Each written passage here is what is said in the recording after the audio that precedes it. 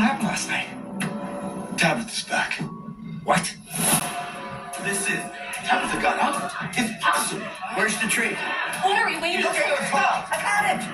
Your dad is here. That's not possible. He's upstairs. No. Victor, We're going to the tree. What? they're right. I went out and I came back. And I came back with nothing. From season 3, episode 5, we have the trailer, and I'm going to talk about some things I see potentially coming up in this trailer. Now we're finally going to get the thing that we've been asking for everyone to start talking to each other and to figure out what's really going on in From. The writers have described this as the end of the beginning, which is to me sounding like a lot of things are going to shift, and we're going to start seeing a lot more about what is really going on in Fromville. We start off with a shot with the ambulance where we see Jade, Kenny, and Boyd all talking to each other, and Christy and Randall are probably inside, both Christy and Randall needing a lot of emergency care right now. I'm betting on the fact that we're also going to find out what happened to Randall in this scene. Now, we start off with this town meeting, and it seems like everyone is having the reaction anyone would have, which is, where the hell is this tree? Are we going to go see this tree? Are we going to go use this tree to get out as well? Now, I want to point out that in my video covering how I believe Fromville is a dreamscape, again, not the same thing as a dream, it is a real physical place, another dimension that is often depicted in a snow globe, something that we have also seen in some of Victor's drawings. It is also a good explanation on why everyone feels like they're going in a circle.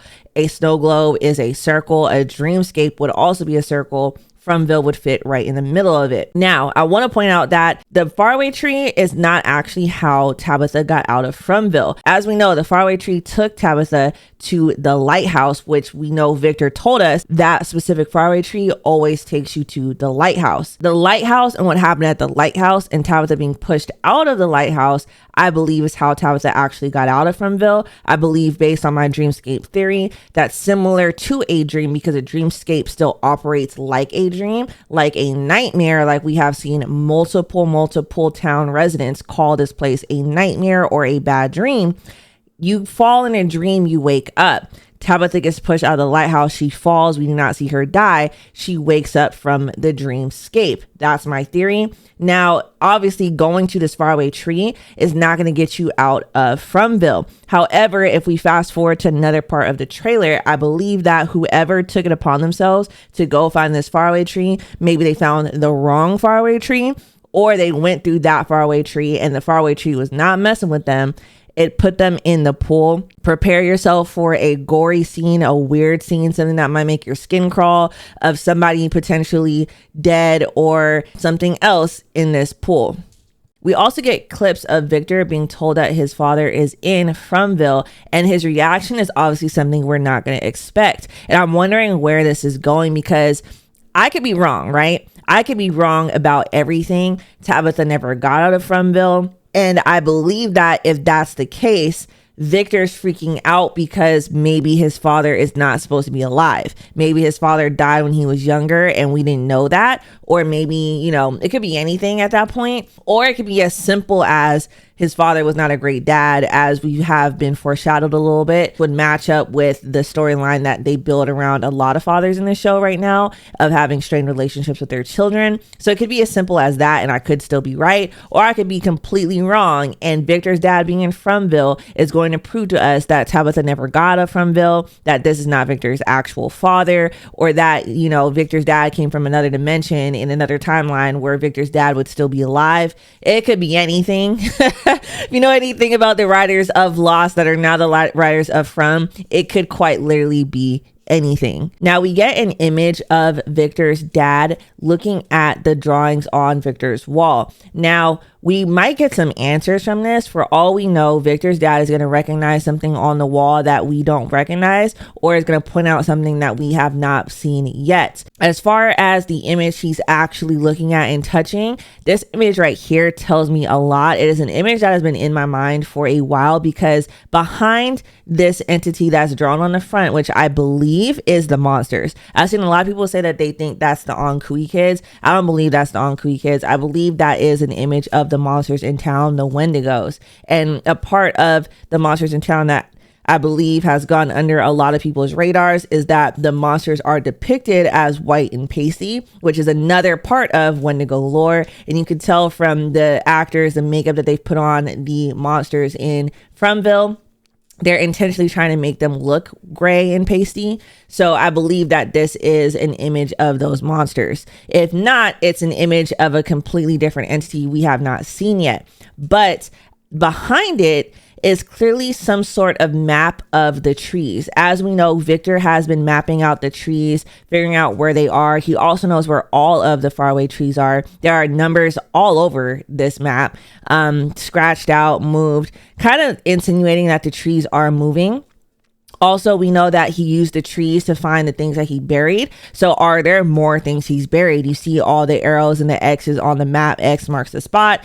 Are there other things he's buried amongst the Fromville, amongst the forest that he needs to go find? You guys let me know what you guys think in the comments down below, but all these images could probably use all of their own videos to break them down. And one thing about Fromville, I've seen a lot of people say that some of these images might be random or red herrings, but I'm going to tell you right now, nothing in the town is random. Not a single image, not a single design on a wall, not a single picture, not a single clothing item. Nothing about Fromville is random.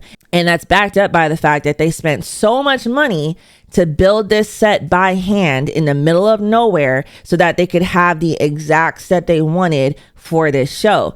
That is not a coincidence. Nothing in this town is random. And I'm going to point out to you something that also might not be random at all. For example, in the med bay that we're going to see in this episode, there is a wall of drawings that depicts a dragon, a witch, and other things. Don't know if these are Victor's drawings or someone completely else's. As we know, the med bay is within a school. I also have a theory about this school and about how it relates to specifically the 1978 timeline. So again, that video is coming. I'm waiting until after this episode to really do that video, because as we also see in some of the still images from this next episode, we're going to get Tabitha and Jade speaking to each other, and they're going to finally collaborate on what they know so far again. And we see them at the bottle tree, which we know in the bottles, there's dates inside the bottles, and we see them, you know, taking down the bottles and opening up what's inside of them. So we'll finally get confirmation on what else is in these bottles. Is it all the other dates? Are there more dates than we saw in the lighthouse, etc.? So until after this episode, I'm going to wait to drop my theory on all the dates in the lighthouse, how all the houses in the town relate to every single date in the lighthouse, how every single date relates to a real historic American event in history that is playing in to the things we are seeing in the town and why it looks like a scrapbook. And then how potentially also the monsters are also related to this. Their patterns of behavior are related to the fact that they're all simply related to different buildings in the town, and the different buildings in the town are related to the different times. Yeah, it's a convoluted theory, but it is lining up so far. So I can't wait to do that video. But here we are, season 3, episode 5. We're going to get more answers that we deserve. So I'll see you guys in the next video.